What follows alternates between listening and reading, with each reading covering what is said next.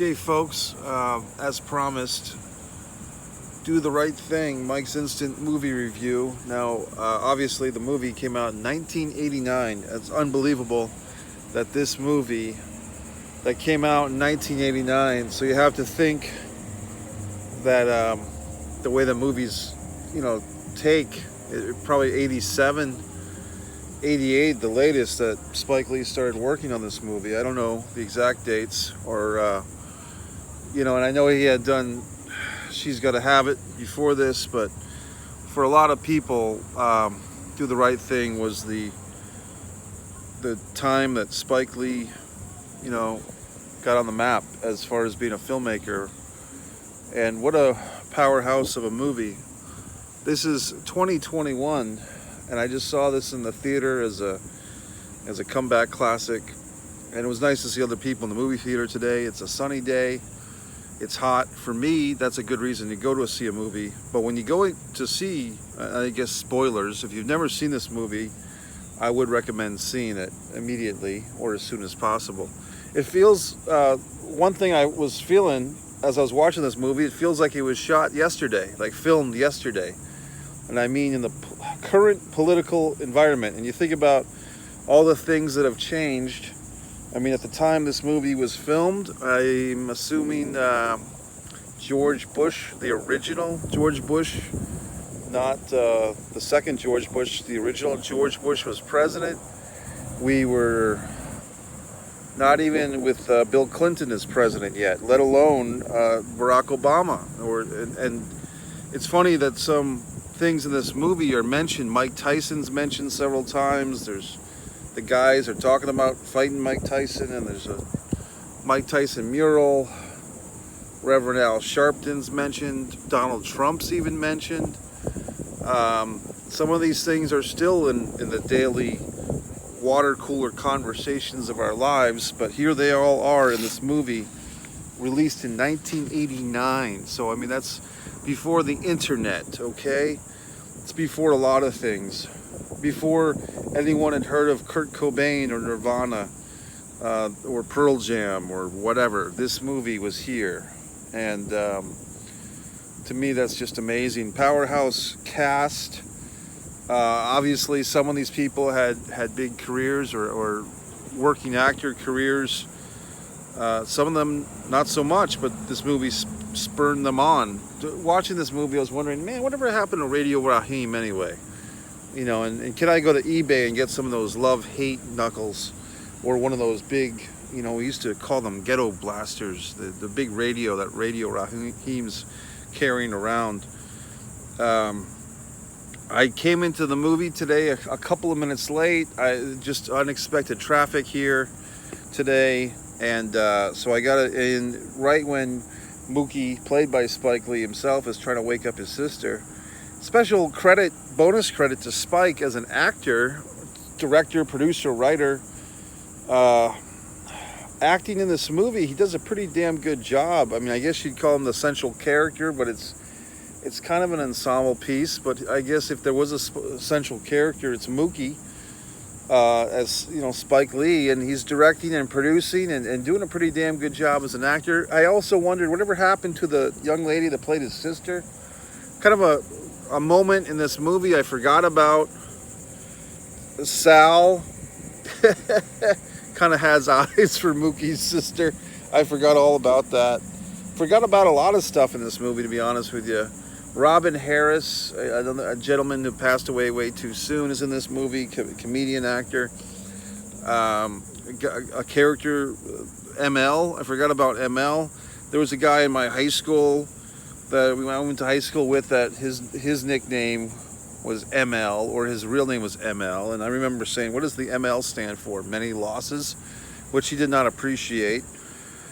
Sorry, ML, wherever the hell you might be. There was just so many moments in this movie when all the characters, or I think 4 of the characters, John Turturro, Spike Lee's Mookie, the Korean store owner, one of the policemen,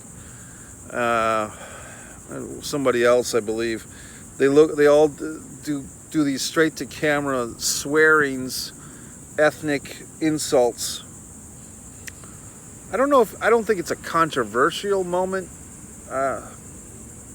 meaning that I don't think anyone criticized the movie for that moment, but I have heard, I think Spike Lee himself talked about that John Turturro was very cautious or very nervous or just didn't want to do that scene, the actor, because it was hard for him to do it, but he did it and he pulled it off.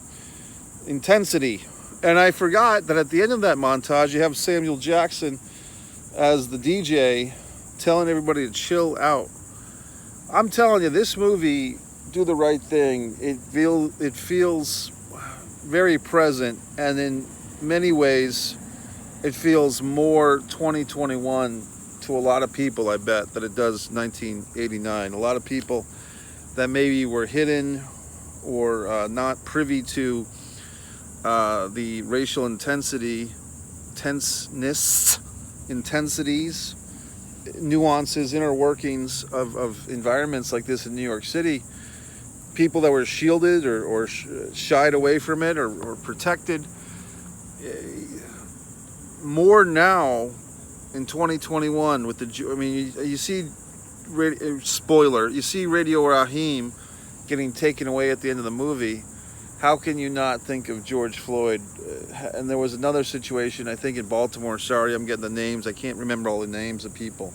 The guy in Baltimore that was kind of carted away by the police like that, handcuffed and ankle shackled. How can you not think of those situations in real life, taped on cell phones? We didn't have cell phones in 1989. Society did not have these tools of recording like I'm talking to you now. So thank God for the cell phone, for nothing else.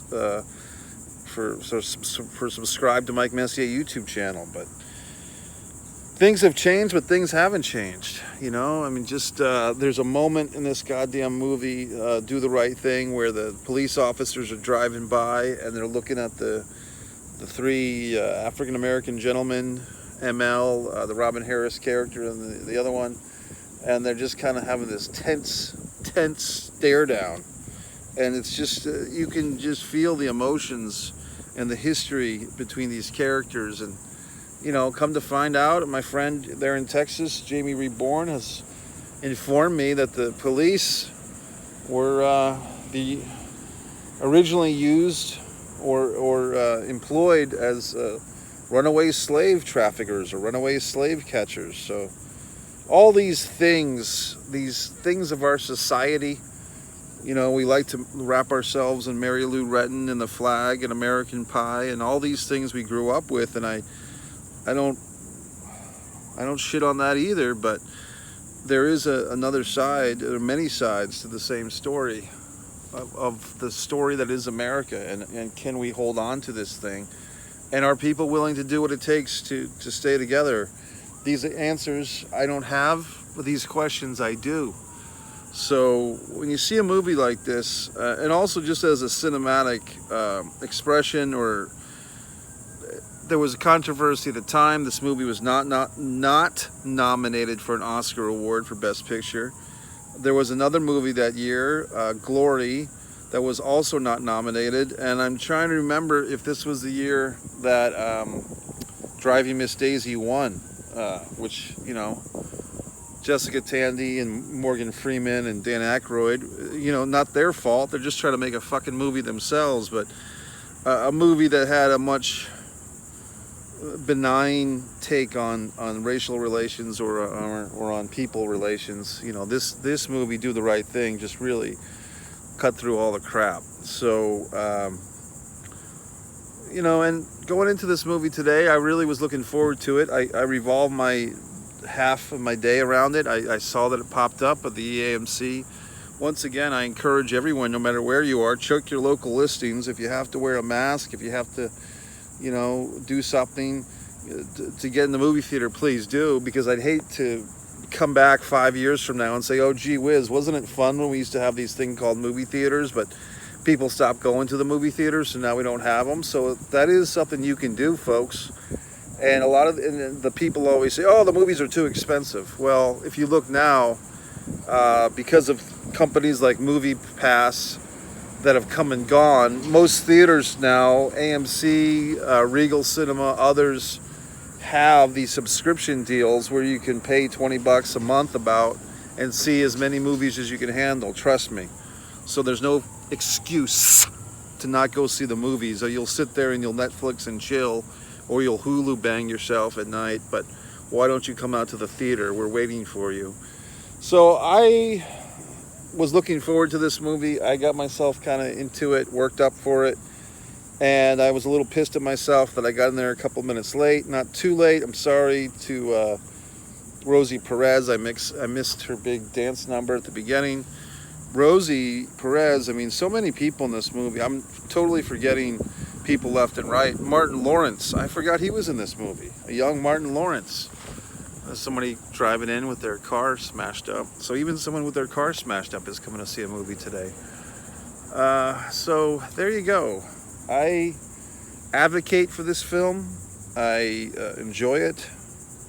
It's a game changer. And once again, Spike Lee doing in this film in 1989 what people weren't thinking about until years later with situations.